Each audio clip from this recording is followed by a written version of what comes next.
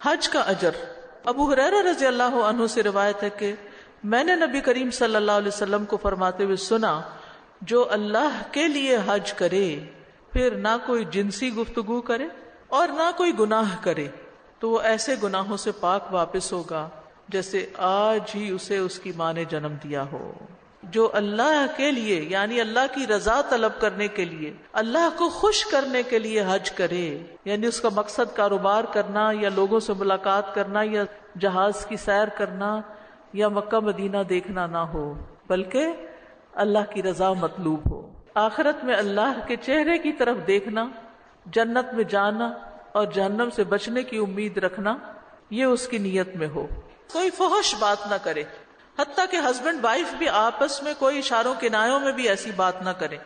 کوئی گناہ کا کام نہ ہو، کسی سے جھگڑا نہ ہو، تو پھر ایسا شخص اس طرح حج کر کے واپس آتا ہے جیسے وہ آج پیدا ہوا ہے۔ اور پھر آپ یاد رکھیے کہ جتنی دیر انسان حج کرتا ہے جانے اور آنے تک وہ اللہ کے راستے میں ہوتا ہے، فی سبیل اللہ ہوتا ہے، وہ ایک ایک قدم اٹھاتا ہے تو اس کو اجر ملتا ہے، وہ کوئی بھی رکن ادا کرتا ہے اس کو اجر ملتا ہے۔ نبی صلی اللہ علیہ وسلم نے فرمایا،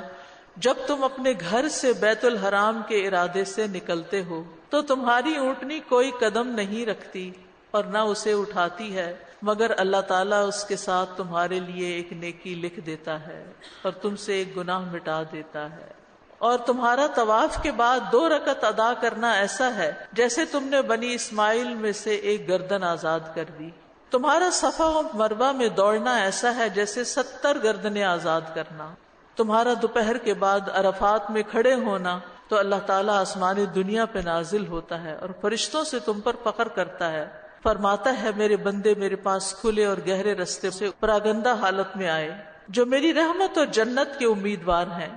بس اگر تمہارے گناہ ریت کے ذروں یا بارش کے قطروں یا سمندر کی جھاگ کے برابر بھی ہوں تو میں انہیں بخش دوں گا۔ میرے بندو لوٹ جاؤ، تم بخشے بخشائے ہو، اور ان کی بھی مغفرت ہے جن کی تم نے سفارش کی، یعنی جن کے لیے تم دعائیں مانگ رہے ہو میں نے ان کو بھی بخش دیا جو خود یہاں نہیں بھی آئے۔ تمہارا جمرات کو کنکریاں مارنا تو تمہارا ہر کنکری مارنے کے بدلے ایک کبیرہ گناہ کی معافی اور کفارہ ہے جو ہلاک کر دینے والا تھا، اور تمہارا قربانی کرنا تو یہ تمہارے لیے تمہارے رب کے پاس ذخیرہ ہو جاتا ہے، اور تمہارا سر منڈوانا تو ہر بال کے بدلے جو تم منڈواتے ہو ایک نیکی لکھی جاتی ہے اور ایک گناہ مٹا دیا جاتا ہے، اور اسی طرح بال کترنا جو ہوتا ہے۔ اس کے بعد طواف افاضہ کرنا،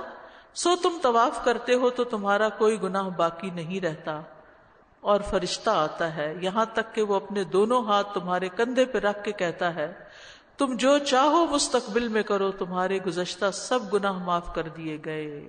یہ حج کا فائدہ ہے۔ اسی طرح حج اور عمرہ کرنے والے اللہ کے مہمان ہوتے ہیں، اللہ کے وفد ہوتے ہیں،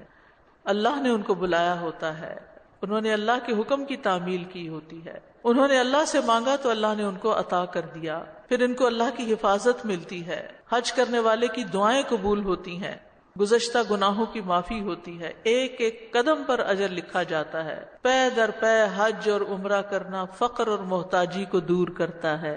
نبی صلی اللہ علیہ وسلم نے فرمایا حج اور عمرے کی ادائیگی بار بار کرتے رہو کیونکہ یہ فقر و فاقہ اور گناہوں کو دور کرتے ہیں۔